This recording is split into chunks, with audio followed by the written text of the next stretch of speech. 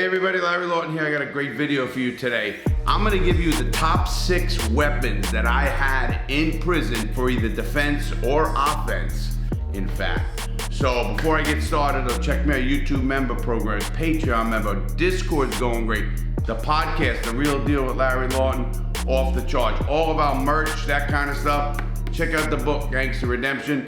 That is going great as well. Now everybody, we're gonna get into the top 6 weapons that I had, and I'm gonna bring it down from 6th to 1st to the most dangerous weapon, if you want to call it that. So the first weapon anybody has in prison is this, right here, your fist. You gotta fight. You gotta learn how to fight, you gotta how to hit, you gotta do certain things, you have to learn kick, use your boots, use your fucking craziness, street fighting. If you have never been into a fight, you will be in many fights when you go to prison. Just the way it is, man. You know, you go into penitentiaries, you hope it's just a fight. Obviously, we're gonna get into different weapons and things that I used for defense and things I had to use for to help myself, whether it's for an alarm, and you're gonna hear what that's about, but you gotta fight.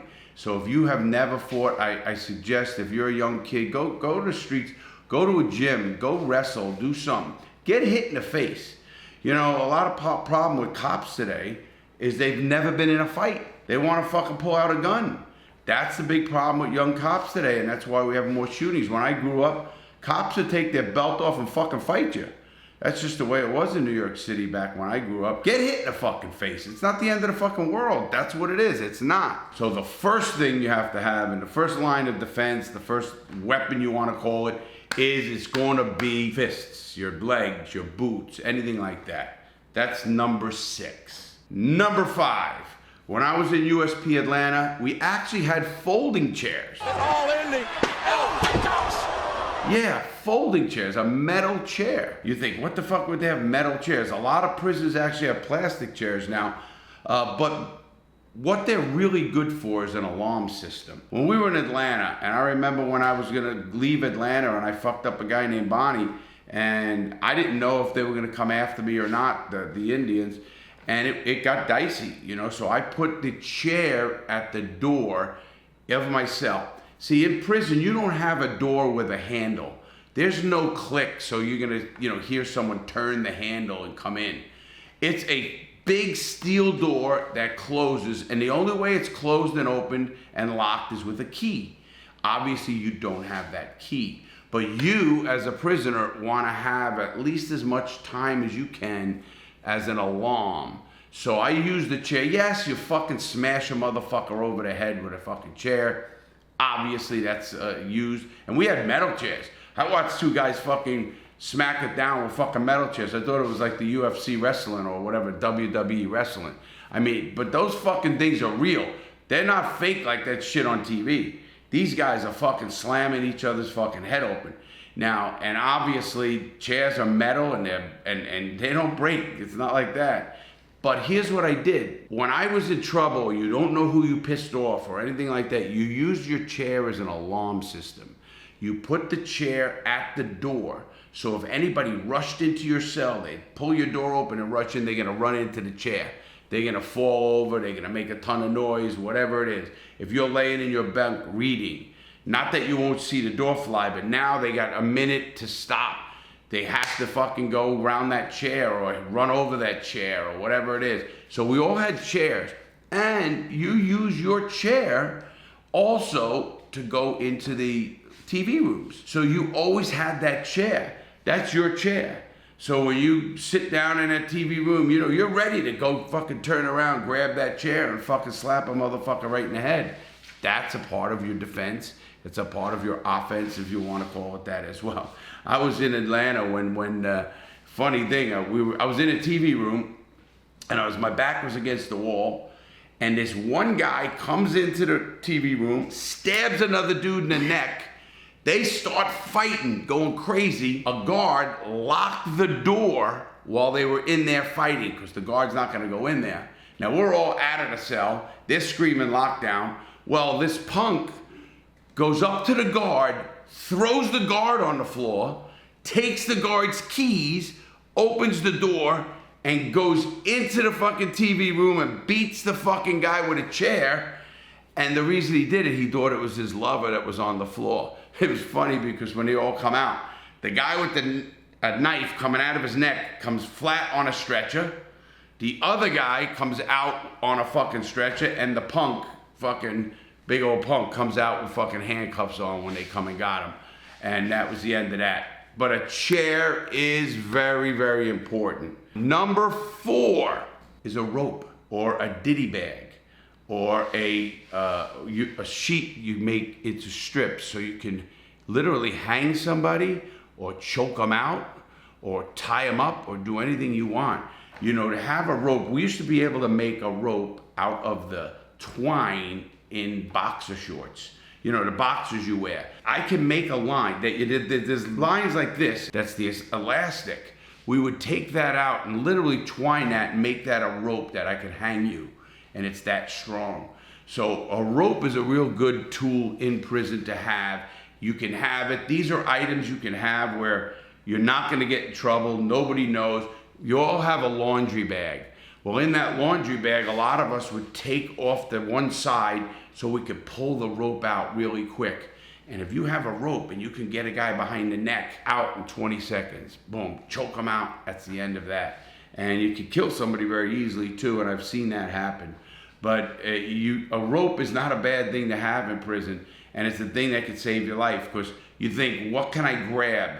Everybody wants to do something, and what can you grab? What's the most important thing you can grab to save your life? A rope is part of it, believe it or not. The number 3 thing in prison to have, and I watch people get fucked up with it, is a lock and a sock. Now, you could put a lock on a belt as well, but the belts are no good, because I watched many times a guy swing a lock on a belt and the lock open up and it comes off and then he has nothing.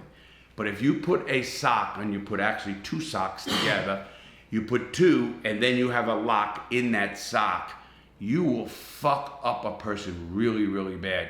First of all, when you're winging socks, nobody can come near you. You got a lock in a fucking, nobody's gonna come near you. And when you hit a person in the head with a lock, it's lights fucking out. A lot of blood, a lot of fucking damage. I mean, the knots. I watched a guy have a fucking lock fight and they didn't even get caught. But the blood in the TV room was fucking all over the place. And the knots, I mean fucking knots on a guy's head were so fucking hard. He fucking was all fucked up. But a lock in a sock is a badass thing. I used to see guys actually take that lock and sock, put it in their pocket, because you can walk somewhere if you're not going anywhere and be okay. In fact, I've seen guys take the lock out and have it in their bag, their legal bag, like they were going to the law library, because they had lockers down there for law library, and that's like they're having a lock going there. But no, they would take their socks off and use that socks to fuck a dude up on the yard. Because a lock and a sock is a fucking dangerous thing. And when you see a person winging it, it's fucking go crazy. I watch guys get 2 locks and socks and look like fucking Bruce Lee shit. But it's fucking tough. And you gotta go through it, because I fought a guy with a lock and a sock. And you gotta get through it as hard as you can. And only thing I can tell you to do is go through it as quick as you can. Because if you try to go back and forth, you're gonna get fucking whacked out. You gotta go through that fucking thing like as if it's a fucking hurricane and tackle that motherfucker and get them arms. Because if he hits you in the head, blood everywhere. The head is one of the most bleeding parts of the body. You will totally bleed with the head.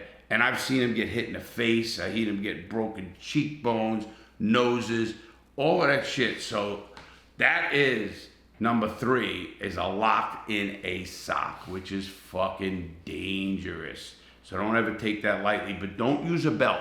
You'll hear guys put the lock on the end of a belt. I've seen way too many times that the lock opens during the hit and stuff, and then that lock is gone. It's not on that belt anymore. Now you better hit him good that first fucking time. Otherwise, he's gonna fuck you up. If you needed that lock to begin with, now he's gonna fuck you up. Number 2, a fucking shank, a knife. I had multiple. I kept 3 shanks in my cell. I had one in a Coffee Mate can. I had one right under my bunk, right on that place where I can grab it quick. And right outside my cell in Atlanta, there was piping. So I had it taped to the pipe that you could not see it. You only could feel it. So if they looked like this, they couldn't see it, the guards. Looked from other angles, you could not see that knife taped up into the pipe. And I could walk out of my cell and just grab it. I knew where it was, and now I got my weapon. Now, I had different multiple kinds of knives. Like I had a knife with, like, you know, a fence post. You know, you see where the wires come around to keep fences tight. You can't take one of them, it's not strong enough. But if you take a few of them and you twine them together, put the ends in wood, don't make it too long, and sharpen it, it's called a poker. Man, once you poke somebody, it's dangerous because they either have to go to the outside hospital because they don't know if there's any internal injuries to the person. That just has to happen. That's something that you all had. Then you have to suitcase a knife, and I talked about that. I actually had to hide a knife up my ass. And how do you do that? You take a toothbrush holder. You put the shank in the toothbrush holder, you put masking tape on it, and then you put it up your ass, and you gotta get through 3 metal detectors. When you get to that 3rd metal detector and you get on the yard, you take that fucking knife out, you put it in a piece of wood that you have on the yard, and it saved my life. If I did not have a knife when I was getting confronted and the guards shoot down with guns, I would have been dead. There's no question about it. They would have just rushed me. I had a knife to defend myself. Most of my weapons, and all of them, are really for defense. Obviously, I was a pretty fucking loose cannon myself, but you have to fucking survive in prison. If somebody owes you money, if something happens, you gotta fucking do what you gotta do. That's just prison life. And having knives, this is crazy. When I was in Atlanta, we had 80 guys on one front of the unit and 80 guys on the other side of the unit. So we had 160 guys on each floor, and you had A1, A2, A3. Well, I lived on A1 in the front. Now, we had 80 guys right there. When they did a shakedown there, they found 25 knives. 25 knives on that one side. How many fucking knives do you think they didn't find? And how many knives do you think are there? You know, you watch people, because knives are so dangerous in prison, you know, they wear body armor. People will take magazines when there's tension around the place. They'll put the magazines in their pants, and that's body armor. And, you know, those are little things you look at in prison when you want to feel tension. You can feel tension. When I go into a prison, I look at what everybody's wearing on their feet. If everybody's walking around in flip-flops and bullshit, I don't give a fuck. This is a pussy prison. If everybody's walking around in boots and sneakers, you know what time it is. It's ready to jump off at any fucking time. And that happens a lot. It's amazing how the human body can feel and understanding. To this day, I have that ability if I'm in a bar or I'm in an environment where I could feel tension. And that tension puts me on edge and puts me ready to rock and roll. And obviously, you know, you have to understand how to act in prison for your defenses, as well as wearing the right kind of shoes. You know, you don't get up in the morning, you don't sleep past 6 o'clock. I've never slept past 6 o'clock ever in prison. I was in penitentiaries. I was where everybody's murderers and mob bosses and hitmen and drug lords. You don't play around in those prisons because most people have life or serious sentences and they're ready to rock and roll. And you don't know who you pissed off. You could be walking down the tier in prison, look into a cell, and see a guy fucking another guy. You can see a guy shooting heroin. You can see some kind of deal going down. Now, those guys don't know that you don't give a fuck. You didn't really see them, but they're thinking, fuck, Lawton wants to steal my bitch. Or Lawton wants to get my dope. Now they're out to get me. And you have to understand that, and you have to know what to do about that, like getting up in the morning before the doors crack. So where do you think they're gonna get you, and you don't even know it? The doors open, all of a sudden they rush your cell at 6 in the morning, you're in bed, you don't have a chance. So you have to understand that. Just like showers, if there's tension in a prison, you better know what to do. You better know that you go to the shower with your friend. Not to go fuck with your friend, but you and your friend go to the shower together. You go in, he waits outside the shower, you go in with your boots, you take your boots off, he sees 3 guys coming, he bangs on the wall, you put your fucking boots on and you get your fucking shank. because you don't want to be held with your dick in your hand when these guys are coming in. I saw a young kid not understand prison and get fucking killed and drop right there, and blood went down the whole fucking tier because he didn't understand prison. We're not talking about kiddie camps. We're talking about places that people have life sentences. When I was, we had 880 people had life out of 2,000. They don't give a fuck. Most of them just don't care. And that's the problem. So you have to understand how to act in those prisons as part of your defense. Now, the number one thing I had at all times, and the most dangerous thing you can do in prison, is have oil.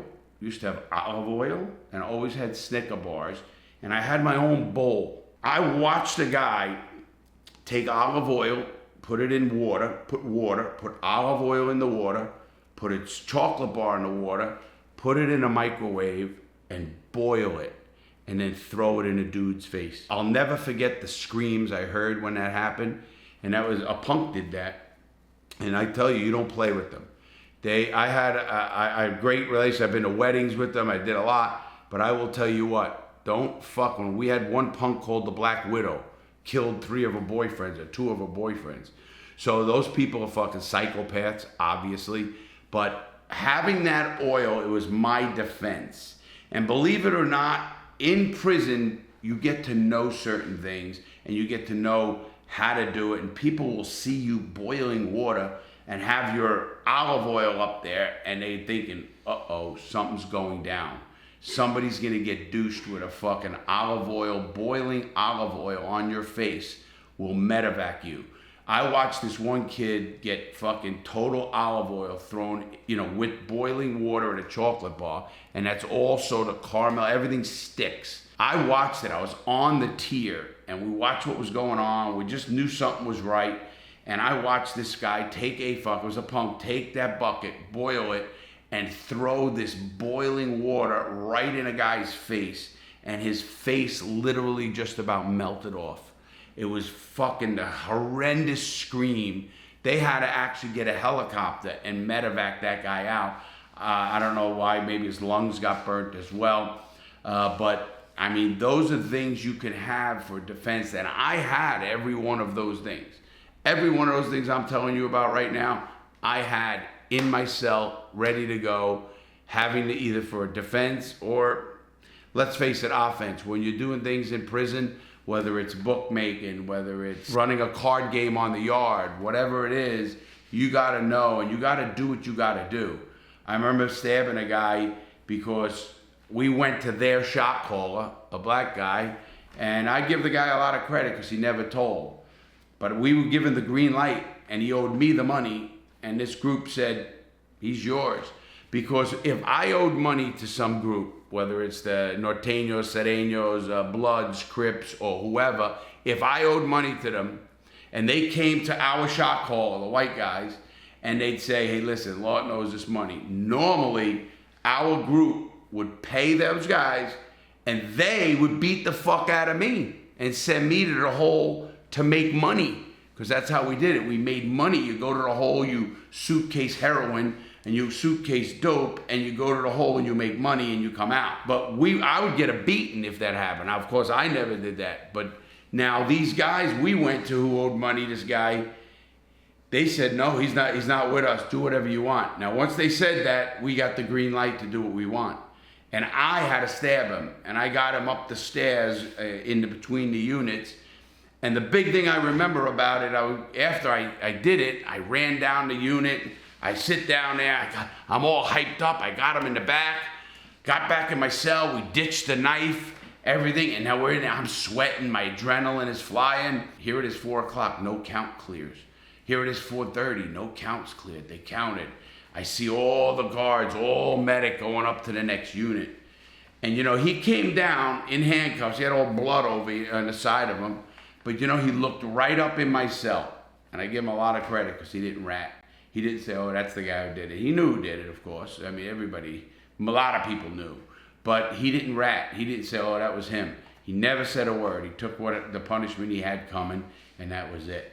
But those are the 6 most important things that I had in prison to survive. And Like I said, I don't want you guys to go to prison. I don't want anybody to go to prison. It's the biggest scumbag place in the world. There's no rehabilitation. The United States has the worst prison system in the world. That's facts. There's zero rehabilitation. There is zero fucking gain time anymore. There's zero fucking help for you. You could have all the money in the world.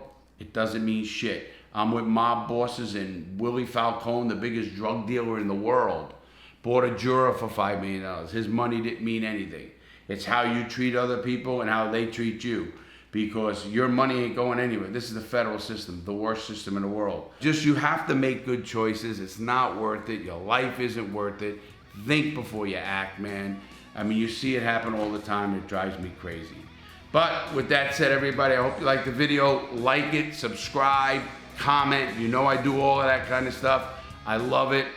Ask me what you want. We're going to do a couple of Ask Me Anythings on certain things. And stay safe, everybody. Much love, and I'll see you guys next time.